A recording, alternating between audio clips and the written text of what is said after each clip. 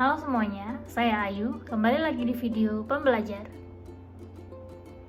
Pada kali ini saya akan melanjutkan pembahasan dari video sebelumnya mengenai skala prioritas.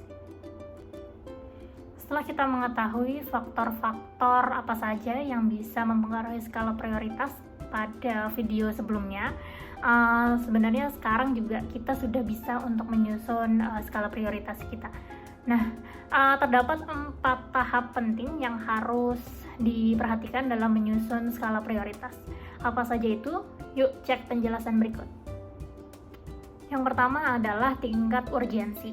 Menurut KBBI, urgensi sendiri adalah sebuah keharusan yang mendesak. Melihat dari arti tersebut, urgensi adalah keadaan di mana kita harus mementingkan suatu hal dan harus segera ditindaklanjuti. Nah, apa kaitannya dengan skala prioritas? Berdasarkan penjelasan di atas, berarti urgensi itu merupakan suatu tingkat kepentingan pada suatu kebutuhan yang harus dipilih dan harus didahulukan. Sehingga dalam menentukan sebuah pilihan, kita harus mampu memilih mana yang kebutuhan sangat urgent dan harus didahulukan pemenuhannya. Yang kedua adalah kesempatan yang dimiliki. Sebuah pepatah mengatakan bahwa kesempatan hanya datang satu kali dalam hidup, yang membuat kita harus memilih kembali skala prioritasnya. Nah, jika dirasa memang kesempatan itu jarang terjadi dan juga maka akan timbul kemungkinan untuk mendahulukan kebutuhan tersebut. Hal baiknya jika dirasa kesempatan itu memenuhi satu kebutuhan yang sering terjadi, kita bisa lihat kembali skala prioritas yang kita susun. Pilihlah kebutuhan yang paling sedikit mendapatkan kesempatan untuk dipenuhi. Yang ketiga adalah pertimbangan masa depan. Kita harus mempertimbangkan masa depan dan menyusun skala prioritas. Kita seringkali dihadapkan pada pilihan yang sulit di mana kita dituntut untuk mengurangi rasa menyesal di masa yang akan datang atas pilihan yang kita lakukan dahulu. Nah, oleh karena itu ketika menentukan skala prioritas, maka pertimbangan masa depan akan menjadi hal yang paling penting dan perlu dipikirkan dari sekarang. Dan yang keempat adalah kemampuan diri.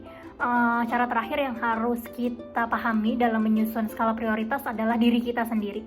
Harus paham dengan kemampuan yang kita miliki, karena kemampuan ini merupakan hal yang paling penting dalam menyusun skala prioritas. Dwight D. Eisenhower, mantan Presiden Amerika Serikat, sempat membuat skala prioritas yang hingga kini dikenal oleh masyarakat luas dengan nama metrik Eisenhower. Nah, metrik ini membantu kita untuk membuat prioritas kegiatan berdasarkan urgensinya. Berikut adalah kuadran skala prioritas menurut metrik Eisenhower.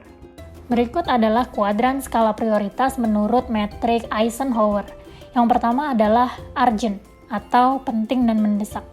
Kuadran ini berisi tentang hal-hal penting dan mendesak yang harus dilakukan lebih dulu sebab berpengaruh bagi kehidupan dan karir. Bila suatu pekerjaan tidak dapat ditunda dan harus selesaikan hari itu juga, maka lakukan dahulu pekerjaan itu.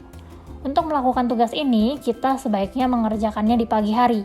Contoh tugas yang penting dan mendesak adalah ketika kamu ditugaskan oleh manajer untuk membuat laporan komprehensif dan harus selesai di hari itu juga. Yang kedua adalah not urgent atau penting tapi tidak mendesak. Kegiatan di kuadran 2 ini bersifat jangka panjang dan bisa dilakukan di waktu senggang. Meski begitu, kita harus membuat jadwal khusus sebaik mungkin agar kegiatan ini dapat berjalan dengan efektif. Contohnya dari kuadran penting tapi mendesak ini, yang perlu dijadwalkan adalah membuat email yang akan disebar kepada konsumen atau menyiapkan materi untuk presentasi. Yang ketiga adalah delegate, mendesak tetapi tidak penting. Tugas-tugas ini bersifat kurang penting bagi kita namun mendesak.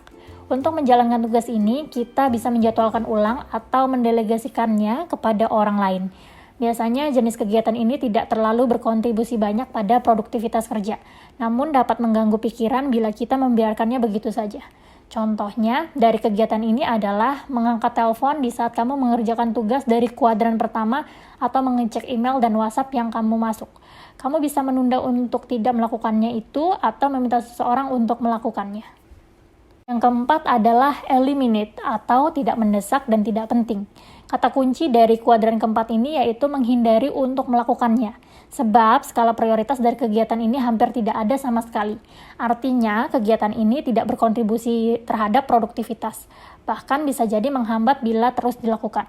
Contoh dari kegiatan ini adalah sering membuka media sosial, bermain game, hingga menonton YouTube di sela tugas kuadran 1 yang harus kamu segera selesaikan.